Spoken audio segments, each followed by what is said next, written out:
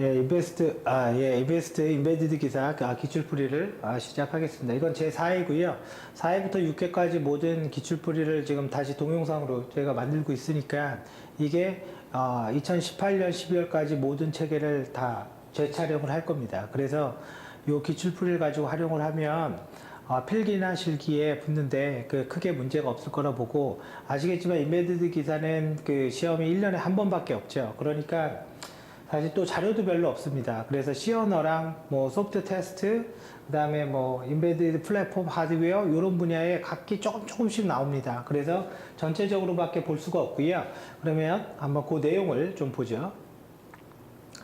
자, 인베디드 소프트웨어입니다. 자, 이거는 사실은 우리 데이터 스트럭처 과목에 있는 내용인데, 데이터의 구조를 선형 구조와 비선형 구조로 분할할 때, 이 선형 구조라는 말의 의미는 순서의 의미가 있는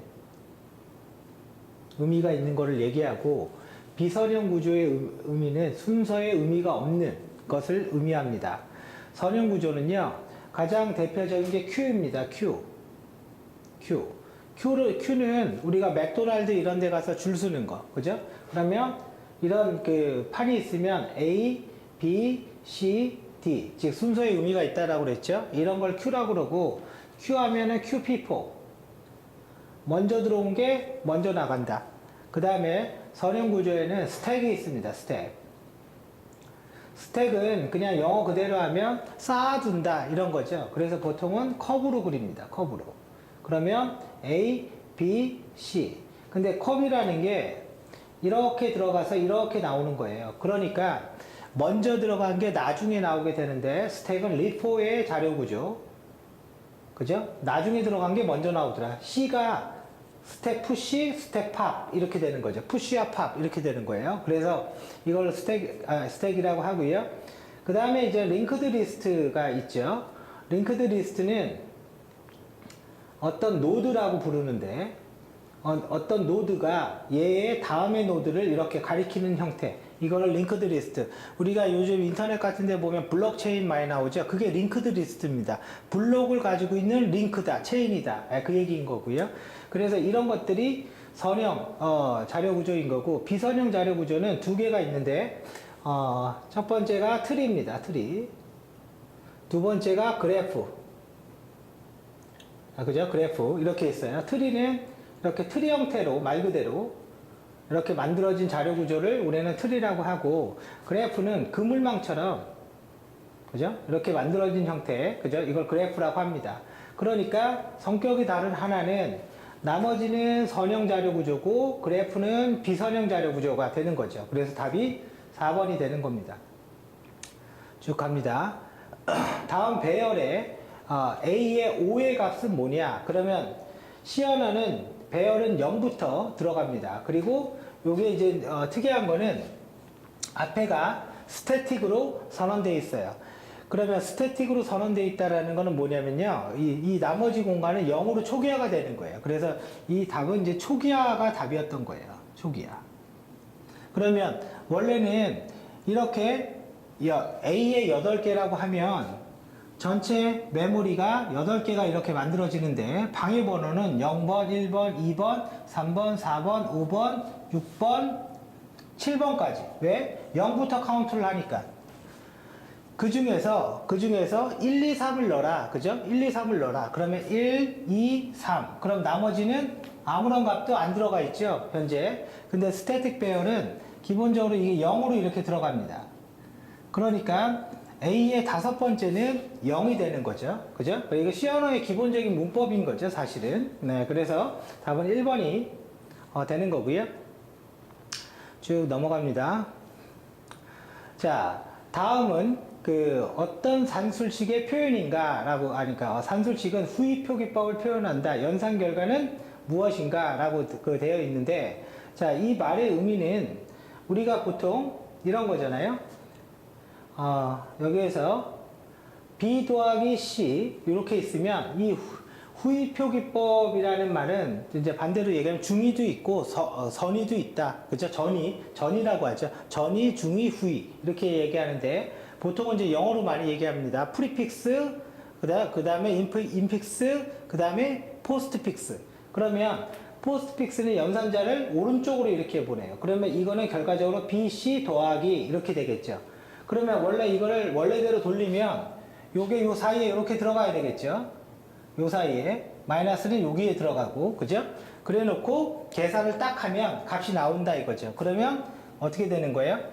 B 더하기 C가 되고, 그죠? 맞죠? 그 다음에 A 곱하기가 되는 거고, 마이너스 D가 되는 거니까 연산 우선순위에서 곱하기가 먼저 돼야 되겠죠? 요거 되고, 요거 되고, 요거 되면 나온 결과가 될 겁니다. 자, 그래서 그게 이렇게 되는 거고, 이제 반대로 프리픽스로 하면요, 이 연산자를 왼쪽으로 보내는 겁니다. 왼쪽으로.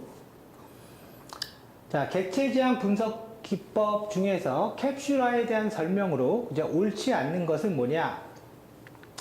캡슐화라는 말은 이제 다른 말로 하면 이게 결론은 클래스가 되는 건데, 클래스는 관련이 있는 메소드나 애트리뷰트의 묶음이에요. 그래서 이렇게 표현을 하고, 그러면 클래스가 만약에 뭐랄까요? 회원이라는 클래스가 있다면 메소드가 가입이라는 기능이 있고, 뭐 탈퇴, 그죠? 이렇게 물론 그 다음에 뭐 그 회원 번호 애트리뷰트가 이렇게 만드는 게 이제 클래스인데, 이 클래스를 만드는 이유는 클래스는 어떻게 만들어야 되냐? 요거의 클래스 안에 있는 메소드와 애트리뷰트는 전부 다 관련성이 있는 거로 놔야 되겠죠. 그래서 클래스 안의 관련성을 우리는 응집도라고 합니다. 그러니까 클래스는요, 응집도가 당연히 향상이 돼야 되는 거예요. 그리고 클래스는 하나가 아니라 여러 개니까, 그죠? 이 클래스 간의 관계, 이거를 우리는 뭐라고 얘기하냐면 결합도라고 합니다. 결합도, 그죠? 결합도는요, 클래스 간의 결합도가 높아진다라는 말은 이놈과 이놈이 관련이 있다, 관련이 아주 높다. 그러면 이렇게 하나로 만들어야 되겠죠, 클래스를. 그래서 결합도가 낮아진다라는 말이 맞습니다. 그래서 보통 객체 지향을 할 때, 혹은 객체 지향뿐만 아니라 소프트웨어를 할 때 응집도는 높고 결합도는 낮추는 거예요. 그 왜? 이걸 위해서. 리유즈, 재사용을 위해서. 그죠? 관련성이 없어야지 뭐 쓰는데 좋잖아요. 그래서 재사용을 위해서 그런 거고요. 자, 그래서 답은 뭐 3번이 되는 거죠. 쭉 넘어가요. UML에서 객체 지향 방법론의 중심이며 시스템 내 객체의 타입과 그들 사이에 존재하는 어떤 정적인 관계, 정적이라는 건 뭐예요? 움직임을 표현을 안 했다. 그죠? 그러니까 객체도, 그죠? 클래스네요, 클래스. 자, 한번 보죠. 객체의 타입과 그들 간에 존재하는 여러 개의 정적인 관계. 그러면 정적인 다이어그램이 나와야 되는데, 정적인 다이어그램의 대표적인 거는 클래스 다이어그램입니다. 그죠? 그리고 동적인 다이어그램의 대표적인 거는, 이거는 움직임이 있는 거죠. 시퀀스 다이어그램. 그죠? 그래서 답은 클래스 다이어그램이고, 쓰임새 다이어그램이라는 말은 사실 이거를 한글로 쓰임새라니까 좀 어렵긴 한데, 사실 유지 케이스를 얘기하는 겁니다. 자, 그래서 여러분들이 여기에다가 이렇게 메모를 해두는 게 좋을 것 같아요. UML의 다이어그램은 사용자의 요구사항을 받아서 모델링하는 유지 케이스 다이어그램이 있고, 이 유지 케이스 다이어그램은 나중에 문서로 만들어서 좀 세부적으로 글로 정리를 하는데, 그게 유지 케이스 스페시피케이션, 명세서까지 나옵니다. 그럼 뭐 거기까지 몰라도 좋고, 이 유지 케이스 다이어그램으로 정적인 구조인 클래스 다이어그램을 만들고, 근데 정적인 구조이니까 움직임이 없다라는 거예요. 이렇게 합니다라는 건 있지만 이렇게 움직입니다, 그런 건 없어요. 그래서 시간에 따라서 먼저 뭐하고 그 다음 뭐하고 이걸 만드는데, 그게 시퀀스 다이어그램을 그립니다. 그래서 요 활동을 UML에서 분석 단계에서 활동을 수행을 하고, 그리고 네 번째 다시 클래스 다이어그램, 그죠? 그 다음에 그냥 옆에 쓸게요. 다섯 번째 시퀀스. 그럼 위에 거랑 밑에 건 뭐가 다르냐? 얼마나 구체적으로 했냐. 그죠? 그래서 이 밑에 거는 설계 단계 때 그리는 거예요. 완벽하게. 왜? 이제는 설계 이후에는 개발, 코딩을 해야 되거든요. 그래서 완벽하게 그래야 되고, 그 다음에 각 프로그램 단위라고 생각하시면 돼요. 그게 컴포넌트. 컴포넌트 다이어그램. 그 다음에 일곱 번째, 디플로이먼트. 시스템 구성도요. 서버는 어디 있고, 그 서버는 어떤 서버고, 네트워크는 어떻게 되고, 디플로이먼트 다이어그램. 그래서 여기 4번부터 여기 7번까지를 우리는 설계 단계 때 모델링을 수행합니다. 이 설계가 끝나면 이제 개발자가 코딩을 하는 거죠. 예, 그래서 이렇게 되어 있고요. 쭉 넘어가요.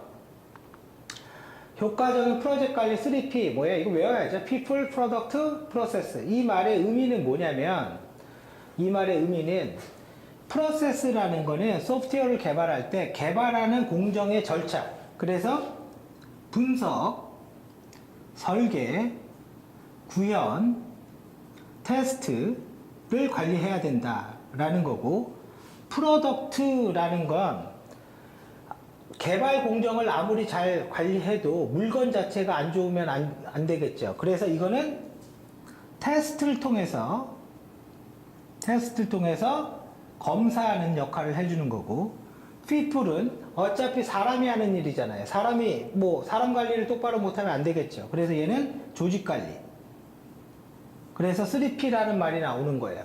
그래서 일하는 공정과 제품과 조직을 관리해라. 이런 말이 나오는 겁니다. 67번.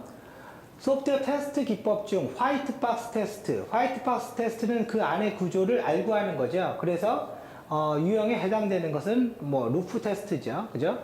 여기 이 세 개는 블랙박스 테스트입니다. 이거는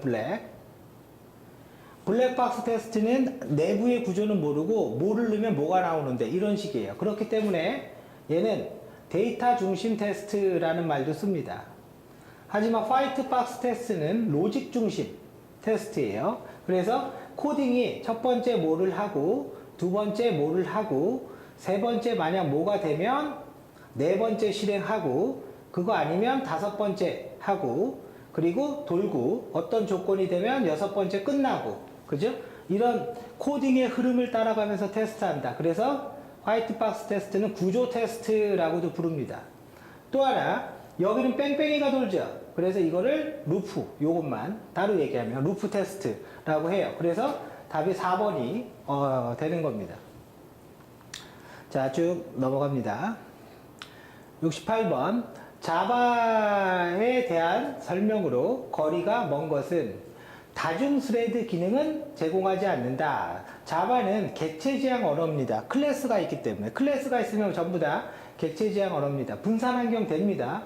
플랫폼 독립적입니다. 그러니까 운영체제가 뭐든 자바라는 건 버추얼 머신만 있으면 돌아갑니다. 다중 스레드 기능은 자바의 장점 중에 하나입니다. 그래서 스레드라는 게 뭡니까? 하나의 프로세스는